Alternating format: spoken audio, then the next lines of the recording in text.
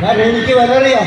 കാരണം ഞാൻ കണ്ടുമുട്ടിയ ഈ മക്കളെ പരിചയപ്പെടുമ്പോൾ ഒന്നില്ലെങ്കിൽ ആക്സിഡന്റ് മൂലം അംഗവൈകല്യം പറ്റിയവർ, അല്ലെങ്കിൽ പോളിയോ മൂലം അംഗവൈകല്യം പറ്റിയവർ, എന്നാൽ അവർ ജീവിതത്തിലേക്ക് തിരിച്ചു വരുമ്പോൾ ജെറുസലേം കൂട്ടായ്മയിലൂടെ അവർ ആത്മീയ ചൈതന്യത്താൽ വളരുമ്പോൾ ഇന്ന് പലവരും സ്കൂളിലേക്ക് ഹെഡ്മാസ്റ്റർ അല്ലെങ്കിൽ സമൂഹത്തിൽ വലിയ നിലയിൽ തങ്ങളുടെ അംഗവൈകല്യങ്ങൾക്ക് പുറത്ത് കുടുംബത്തിനൊരു അനുഗ്രഹമായവരാണ് ഓരോരുത്തരും. അപ്പോൾ നിങ്ങൾ നിങ്ങളുടെ കുഞ്ഞുമക്കളെ നഷ്ടപ്പെടുത്തിയിട്ടുണ്ടെങ്കിൽ ഇനിയൊരിക്കലും അതിനെ മുതിരാതിരിക്കുക.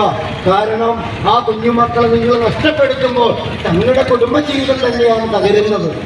എന്നാൽ ആ കുഞ്ഞുമക്കളിലൂടെ ഇന്ന് എത്രയോ കുടുംബങ്ങളാണ് അതിൻ്റെ നെടുന്തൂണായിട്ട് ആത്മീയ തലത്തിലും സമൂഹത്തിൽ വിലയുള്ളവരായിട്ട് നിൽക്കുന്നത്.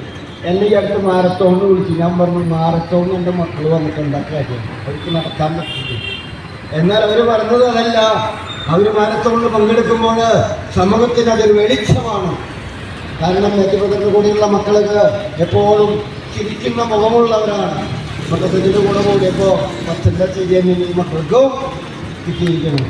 അപ്പോൾ അതിനാൽ തന്നെ സമൂഹത്തിൻ്റെ ബോണ്ണത്തലയിലായാലും മാരത്തോണിലായാലും ഇപ്പോൾ ഇങ്ങോട്ട് വിളിച്ചപ്പോൾ പരിപാടി തന്നെ എനിക്ക് അറിഞ്ഞിട്ടല്ല ഞാൻ വന്നിരിക്കുന്നത്. പക്ഷേ ഇവിടെ ഈ ജീവൻ്റെ വിലയുള്ള, ഈ മൂല്യമുള്ള, ഈ സമ്പത്ത് തിരിച്ചറിയേണ്ട ഈ വേദിയിൽ വന്നതിൽ ഞാനും എൻ്റെ മക്കളും പത്രത്തിനോടും ഈ സംഘാട സമയോടും നന്ദിയോടെ പ്രാർത്ഥനയോടെ ദൈവത്തിൻ്റെ നാമത്തിൽ നന്ദി പറയാം. ഈ നഗരമധ്യത്തിലെ ഇവിടെ വചനത്തിൻ്റെ അഭിഷേകമാണ് ശരിക്കും ഒഴുകിക്കൊണ്ടിരിക്കുന്നത്. അതെന്തായാലും ഈ വചനത്തിൻ്റെ അഭിഷേകം ഓരോ ഗർഭപാത്രത്തിലും അത് ഒഴുകും. അത് തീർച്ച ഉത്തരഫലം കർത്താവിൻ്റെ തന്നെ. ഉറപ്പായിട്ടും ഞങ്ങൾക്കിപ്പോൾ ഈ സഹനപ്പൂക്കളിൽ ഈ പച്ചൻ്റെ കൂടെ ഈ തെരുവിൽ ഇങ്ങനെ ശുശ്രൂഷ ചെയ്യാനായിട്ട് കിട്ടിയതിന് വളരെ ഭാഗ്യം ചെയ്ത മക്കളാണ് ഞങ്ങൾ. അച്ഛാ, താങ്ക് യു. ഉറപ്പായിട്ടും എനിക്ക് ഈ സഹനം ഞാൻ കർത്താവിനോട് ചേർത്ത് വെച്ചപ്പോഴാണ് എനിക്കൊരു ജീവിത പങ്കാളി കിട്ടിയത്. എനിക്ക് ജീവിത പങ്കാളി കിട്ടിയത് എനിക്കൊരു കുഞ്ഞിനെ ഞാൻ ആഗ്രഹിച്ചിരുന്നു.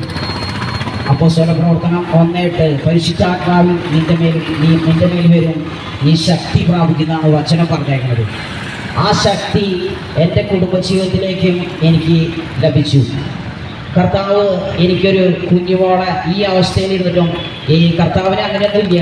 കർത്താവ് ഈ അവസ്ഥയിലിരുന്നാലും ഏതവസ്ഥയിലിരുന്നാലും ഒരു കുഞ്ഞിനെ കൊടുക്കുവാൻ കർത്താവ് ആഗ്രഹിച്ചിട്ടുണ്ടെങ്കിൽ അത് കർത്താവ് അവിടെ ഉത്തരഫലം കൊടുത്തിരിക്കും. അത് ദൈവത്തിൻ്റെ നാമത്തിൽ മഹത്വപ്പെടുത്താണ്. എനിക്ക് വലിയൊരു ഭാഗ്യമാണ് എനിക്കൊരു കുഞ്ഞുമോളെ കല്യാണം കഴിഞ്ഞ് 1 വർഷത്തിനുള്ളിൽ ദൈവം എനിക്ക് അനുഗ്രഹിച്ചു തന്നത്. അതേപോലെ തന്നെ വചനത്തിൻ്റെ അഭിഷേകം ഒഴുകുന്ന ഓരോ മക്കളിലും, ഓരോ ഗർഭപാത്രത്തിൽ ഇപ്പോൾ നടന്നുകൊണ്ടിരിക്കുന്നത് ഓരോ ഹോസ്പിറ്റൽ മേഖലയിലൊക്കെ അങ്ങനെയാണ് നടന്നുകൊണ്ടിരിക്കുന്നത്. അബോർഷനാണ്. പക്ഷേ ആ പാപത്തിൽ നിന്ന് വിട്ടുപിരിയാൻ വേണ്ടി ഞങ്ങൾ അതിനു വേണ്ടി പ്രാർത്ഥിക്കുന്നുണ്ട്. തീർച്ചയായിട്ടും മക്കളില്ലാത്ത ദമ്പതികൾക്ക് വേണ്ടി പ്രാർത്ഥിച്ചപ്പോഴാണ് ഒരു ഉത്തരഫലം എനിക്ക് കിട്ടിയത്. മക്കളെ കൊടുത്തിട്ടും ആ പ്രശ്നം വരുന്ന ഒരുപാട് ദമ്പതികളുടെ മാനസാന്തരത്തിന് വേണ്ടി ഇന്നത്തെ കാലഘട്ടത്തിൽ നമുക്ക് പ്രാർത്ഥിക്കണം. ഉറപ്പായിട്ടും തീർച്ചയായിട്ടും ഈ നഗരമധ്യത്തിലിരുന്ന് ഈ വചനം പറയാനായിട്ട് ഞങ്ങൾ ഒരിക്കലോർത്ത് അച്ഛാ വീണ്ടും ദൈവത്തിന്റെ നാമത്തിൽ നന്ദി പറയാൻ ഞങ്ങൾക്ക് സന്തോഷം അടക്കാൻ പറ്റുന്നില്ല. 31/3/2025 പുലർച്ചയുടെ ശരീരം തളർന്നിട്ടും മനസ്സ് തളരാത്ത വീൽ ചെയറിലായിട്ടുള്ള മക്കളും ഞാനും കൂടി ഇന്ന് പുലർച്ചയിൽ ഭരതമലാശ്രമത്തിലെ സഹനവഴിയിലൂടെ തീർത്ഥയാത്ര എന്ന ആത്മീയ കുരിശിൻ്റെ വഴിയുടെ പരിചയത്തിന് ശേഷം തൃശ്ശൂർ കോർപ്പറേഷൻ്റെ മുമ്പിൽ സംഘടിച്ചിരുന്ന ജെറുസലേം ഡയറക്ടറേറ്റിൻ്റെ നേതൃത്വത്തിൽ ജെറുസലേം ടീം അംഗങ്ങളും പ്രോ ലൈഫ് തൃശ്ശൂർ രൂപത അംഗങ്ങളും ചേർന്നൊരുക്കിയ ജീവൻ്റെ അംശം എന്ന സായാഹ്ന ആത്മീയ പ്രോഗ്രാമിൽ തൃശ്ശൂർ യാഗലമാത പുത്തമ്പള്ളി ചർച്ചിലെ വികാരിയച്ഛൻ തോമസ് കാക്സിൻ്റെ അധ്യക്ഷതയിൽ ചേർന്ന ആ ആത്മീയ യാത്രയിൽ ജീവൻ്റെ അംശം എന്ന ഇന്ന് കാലഘട്ടത്തിൻ്റെ സംസ്കാരത്തിൻ്റെ വളർച്ചയുടെ അധോഗതിയിൽ സംഭവിച്ചുകൊണ്ടിരിക്കുന്ന അബോർഷൻ എന്ന കുഞ്ഞുമക്കളെ നഷ്ടപ്പെടുത്തുന്ന, എന്നാൽ കുഞ്ഞുമക്കൾ നഷ്ടപ്പെടുന്നതിലപ്പുറത്ത് അതുവഴി ആ മാതാപിതാക്കൾ തങ്ങളുടെ ജീവിത സാഹചര്യങ്ങളിലെ ആത്മീയമായ വളർച്ചയിൽ നിന്ന് മുരടിച്ചു പോകുന്ന ആ വ്യവസ്ഥയിൽ നിന്ന് ഒരു മാറ്റം ജീവന്റെ അംശത്തെക്കുറിച്ച് പുനർജീവന്റെ മക്കളും ഞാനും ആ ആത്മീയ വിരുന്നിൽ പങ്കുവയ്ക്കാനുള്ളൊരവസരം ഡേയ്സ് പട്ടണത്തിലൂടെ ഞങ്ങൾക്ക് ലഭിക്കുകയുണ്ടായി.